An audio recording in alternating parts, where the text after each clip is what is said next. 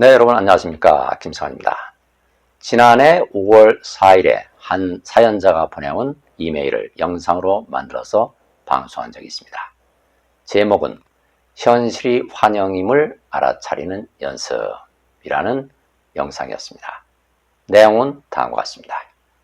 저는 몸도 많이 아프고 빚까지 짊어져 질소통을 머리맡에 두고 자살하자는 마음으로 살고 있습니다.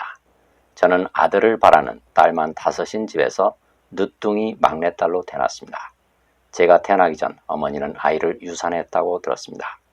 어머니는 언제나 일을 하러 나가셨고 저는 언니들 손에 맡겨져 자랐습니다.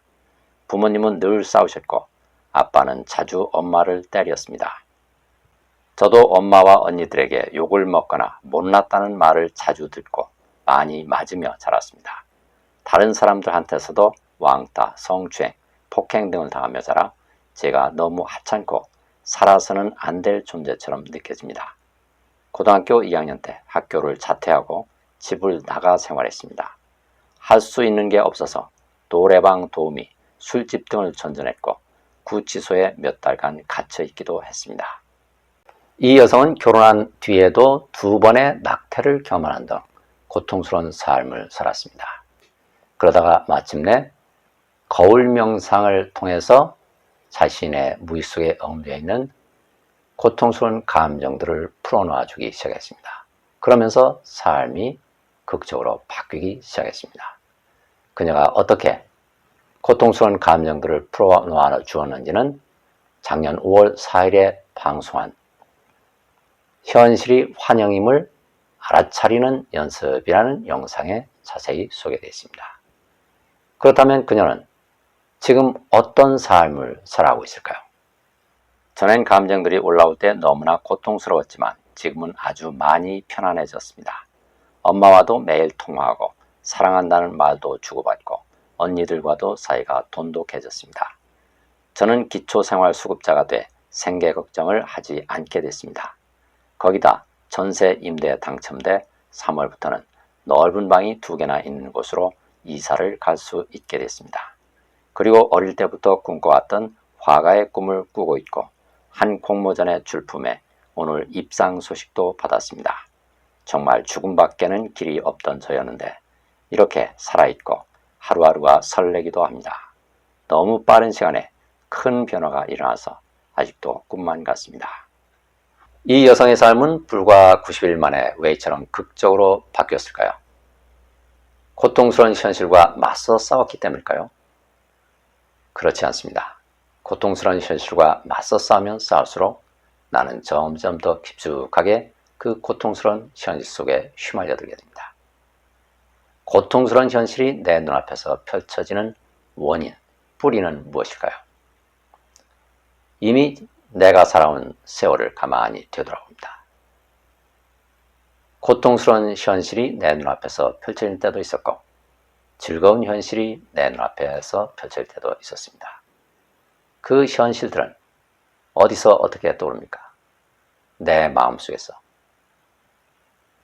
이미지로 떠오르죠. 아, 현실은 내 마음속에서 상영되는 영화구나, 꿈이구나 하는 사실을 알 수 있게 됩니다. 고통스러운 현실을 떠올릴 때 내 마음속에서는 어떤 감정이 올라옵니까? 고통스러운 감정이 올라옵니다. 고통스러운 현실은 고통스러운 감정이 내 마음속에 억눌려 있기 때문에 일어나는 것이구나 하는 사실을 알 수 있습니다. 그렇다면 우리는 왜 고통스러운 감정을 억눌러 놓고 살아가게 되는 걸까요? 몸을 나라고 착각하기 때문입니다. 몸을 나라고 착각하면 몸이 내가 가진 전부다라고 착각하게 되면 나는 마음조차도 내 몸속에 들어있다라고 착각을 하게 되고 내 마음속에서 불쾌한 감정이 올라오게 되면 그 불쾌한 감정도 역시 나라고 착각해서 무의식적으로 억눌러 놓게 됩니다. 그러면 그 감정들은 무의식에 억눌려 버리게 되죠. 이렇게 무의식에 억눌려 버린 이 불쾌한 감정들은 어떻게 될까요? 수백 년, 수천 년, 수만 년 동안 억눌게 되면 인격체가 되어버리죠. 고통스러운 인격체가 되어버립니다. 이 고통스러운 감정, 인격체들은 어떻게 자신을 표현할까요? 현실을 통해서 자신들을 표현하죠. 고통스러운 현실을 내 눈앞에 펼쳐지도록 해서 자신들의 존재를 인정받으려 합니다. 고통스러운 현실은 고통스러운 감정들의 표현물입니다. 그렇다면 나는 이 고통스러운 감정, 인격체들을 어떻게 풀어놓아 줄 수 있을까요? 몸이 나가 아니라는 사실을 깨닫는 것입니다. 몸이 나가 아니라는 사실을 깨달으면 몸이 나라고 착각해서 내가 내 마음속에 깊숙이 억눌러놓은 인격화된 감정들은 저절로 떨어져 나게 됩니다. 내 몸을 나라고 착각하는 이 감정, 인격체들도 몸이 사라지면 저절로 사라지게 되는 것이죠. 그렇다면 몸이 나라는 착각에서 깨어나는 가장 빠르고 쉬운 방법은 무엇입니까? 거울을 이용해서 내 몸을 객관적으로 바라보고 내 몸이 창조해내는 지금 여기라는 공간도 객관적으로 바라보면 내 몸도 내 몸이 창조한 오감의 공간도 다 내 마음속의 환영이구나, 이미지구나 하는 사실을 깨닫게 되죠. 그러면 감정, 인격체도 저절로 사라지게 됩니다. 이렇게 몸이 나가 아니구나 하는 사실을 깨닫게 되면 나는 저절로 관찰자가 되죠. 몸이 나가 아님을 깨닫는 존재는 누구입니까? 몸을 벗어난 텅 빈 마음, 순수의식, 근원의 마음이 바로 나가 되죠. 그래서 무의식적으로 올라오는 감정들을 관찰하기만 해도 나는 저절로 관찰자가 되고 내가 관찰자가 되면 현실은 저절로 밝아지게 됩니다.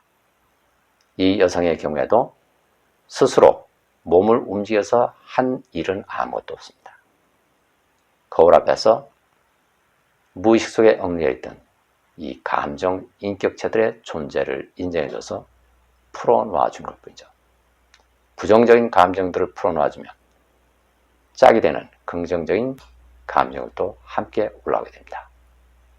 부정적인 감정들을 풀어놓아 주면 자유로운 몸이 된 부정적인 감정들은 내 몸의 생존을 위해서 부정적인 일이 일어나지 않도록 나를 도와주고 긍정적인 감정들은 긍정적인 현실을 창조하도록 나를 도와주게 됩니다.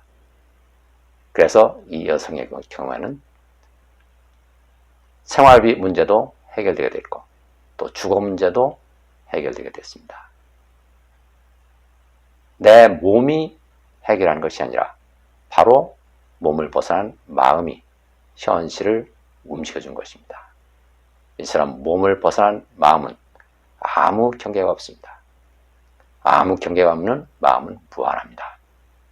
무한한 마음은 바로 근원의 마음입니다. 근원의 마음이 모든 것을 움직여줍니다. 내 몸에 심장이 뛰도록 해주고 머리털이 자라도록 해주고 손톱이 자라도록 해주고 공기를 호흡하도록 해주고 지구가 돌아가도록 해주고 태양이 돌아가도록 해주고 우주가 돌아가도록 해줍니다. 모든 것을 움직여주는 근원의 마음이 나임을 깨달을 때 현실은 저절로 나의 생존을 위해서 가장 이상적으로 돌아가게 됩니다. 오늘 말씀은 여기까지 드리겠습니다. 감사합니다.